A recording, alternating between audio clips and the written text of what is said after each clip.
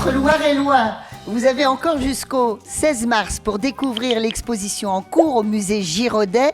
Cette exposition est consacrée à un maître de la peinture qui s'appelle Antoine-Jean Gros, qui a été l'ami, voire le frère de Girodet en personne. Alors ça, c'est Sidonie Lemeufretto, qui est la directrice du musée, qui vient de me le susurrer à l'oreille. Et nous avons convié à cette visite Christelle Oliveira, qui est la vice-présidente à la culture de l'agglomération. Et on sait que l'agglomération soutient énormément son musée. Un petit mot du côté de Christelle. Bonjour, eh bien oui, l'agglomération souhaite toujours soutenir le musée pour ses collections, ses expositions à travers le musée qui est magnifique, il faut le dire. Oui, c'est magnifique. Ce qu'on voit là sur une seule pièce, c'est magnifique. C'est l'idée quand même de Sidonie. Alors oui, c'est une idée sur l'idée originale de Sidonie, comme on dit, mais réalisée par toute l'équipe du musée quand même, et les services de l'agglomération montargoise. Voilà. Alors, parlez-moi, Sidonie, de cette belle idée d'amitié qui sous-tend l'exposition. Oui, on voulait rendre hommage à Girodet, à notre Girodet, pour le bicentenaire de sa disparition. Parce que voilà, quand il est mort en 1824, c'était un vrai événement national. Aujourd'hui, tout le monde accourait au Père-Lachaise pour lui dire au revoir. On ne pouvait pas, avec les moyens du musée Girodet, qui sont conséquents, mais qui ne sont pas ceux du Louvre, faire une aussi belle exposition que l'exposition monographique qui avait été consacrée entièrement à Girodet en 2005. Mais on a souhaité l'honorer par l'amitié que lui portait Antoine-Jean Gros. Voilà, et célébrer l'ami par l'ami, ça nous a semblé une belle idée. Est-ce qu'Antoine-Jean Gros a été aussi connu que Girodet ? Tout aussi connu, oui. C'était un peintre célèbre, ça a été le grand peintre de Napoléon qui a célébré toutes les belles pages de l'histoire napoléonienne que l'on peut voir au Louvre ou à Versailles. Cette histoire d'amitié, elle commence quand entre les deux peintres ? Très tôt, à l'atelier David, quand Gros a 13 ans, qu'il entre dans l'atelier David, alors que Girodet en a déjà 17. Et donc Girodet le prend sous son aile comme un grand frère le ferait. Et tous les deux, alors je pense à ça parce que on a du côté des fenêtres deux beaux panneaux qui nous présentent une partie de cette histoire d'amitié entre Girodet et Gros. Alors racontez-nous, Sidonie, ça c'est votre idée, les panneaux ? J'adore.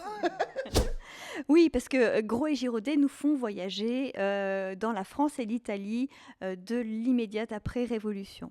Et ils se sont retrouvés un temps, tous les deux, en 1795, dans des conditions difficiles, sans argent, Girodet malade. Et Gros a accueilli Girodet dans ces conditions-là, dans la rue Balbi, à Gênes. Et on a voulu remettre les visiteurs dans cette rue. D'accord, c'est super. Mais à côté, alors vous me parliez de ce couvent parisien qui a disparu et qui était une sorte de friche d'artistes de l'époque. Exactement, parce que après, Girodet a eu l'occasion de rendre ce bienfait à Gros. Quand Gros est revenu d'Italie en 1800, il est revenu sans argent en France.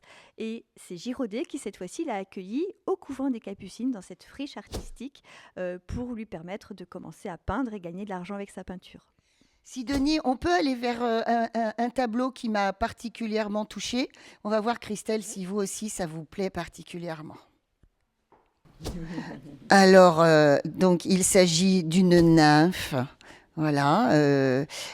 Qu'est-ce que vous pouvez nous raconter, en fait, sur la peinture de Gros par rapport à la peinture de Girodet, Sidonie ? Alors, je vais vous raconter une petite anecdote. On va vous confier une anecdote qui vous dira tout de suite ce qu'est Gros et ce qu'est Girodet en peinture. Voilà, on est devant deux tableaux sur lesquels nous avons hésité pour faire l'affiche. Alors, vous connaissez l'affiche, donc vous connaissez lequel a été choisi.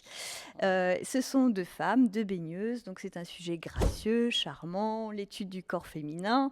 Et vous avez la manière de Girodet de représenter le corps féminin, très précieuse, très soignée, très finie. Voilà. Parfaite quelque part, avec ce petit clin d'œil sur le côté qui semble attendre le visiteur. Et puis vous avez la nature très spontanée, très, on va dire, sensible de Gros, qu'il a peint ce qu'il y avait devant lui, voilà, avec l'émotion qui était la sienne. Et donc en fait, ces deux tableaux, on les a mis au vote à l'équipe en disant qui va faire l'affiche.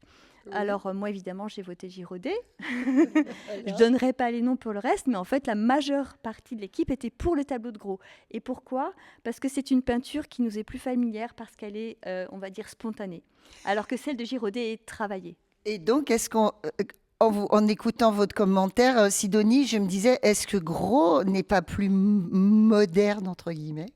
Alors, il est plus moderne parce qu'il est plus proche de tout ce qu'on connaît après lui. L'impressionnisme, le réalisme et toute cette peinture qui peut-être parle plus directement au spectateur. En tout cas, il est reconnu comme le père du romantisme. Ah, voilà. Alors là, on est devant deux scènes. Ce sont des scènes antiques, c'est ça ? C'est tout à fait ça.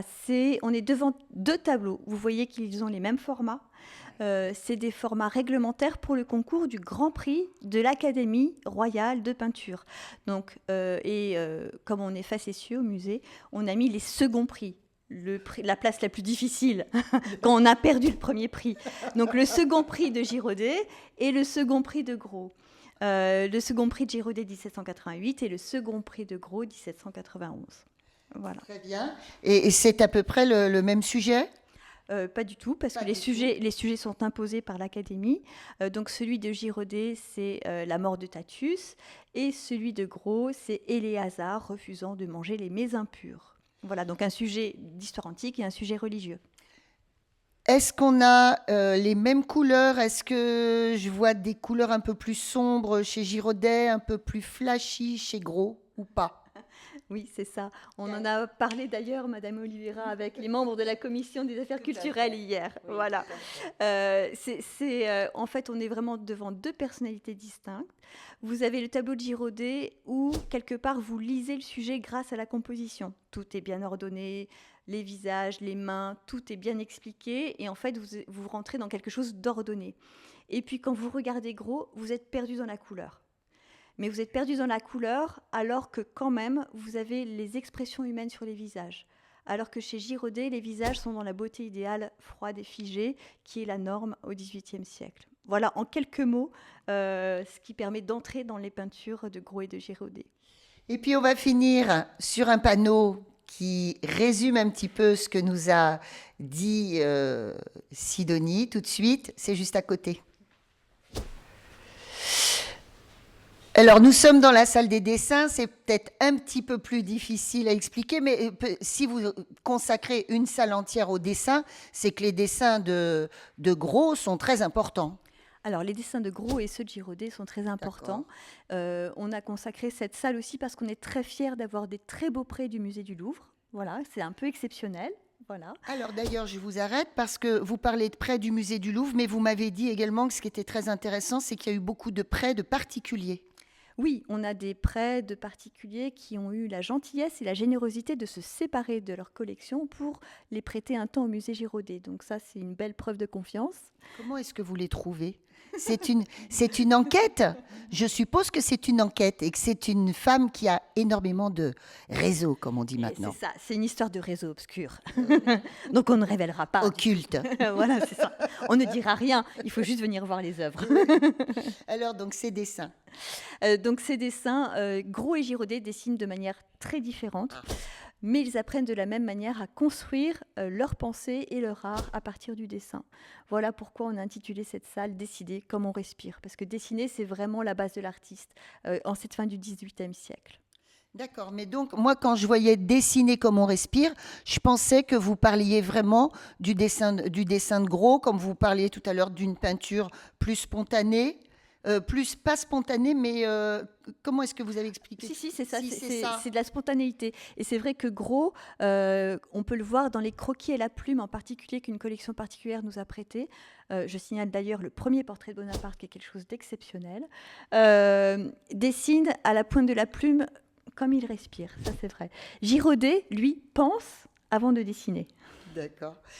Écoutez, voyez évidemment quand on a un commentaire comme ça éclairé, quand on visite un lieu, c'est formidable. Donc je suppose qu'on peut venir ici et avoir des visites commentées régulièrement. Tout à fait. Elles sont prévues généralement le week-end. Vous avez des visites flash qui durent 10 minutes et puis des visites commandées. Ce week-end, on en fait une d'une heure sur les objets insolites de l'exposition. Et puis, on a une à la fin de l'exposition pour célébrer la fin de l'événement. Et régulièrement tout au long des vacances et puis de l'année. Enfin, de l'année. Hélas, non, du mois qu'il reste. Merci beaucoup. Donc, c'est jusqu'au 16 mars. On n'en a pas fini avec le musée Giraudet. On revient bientôt.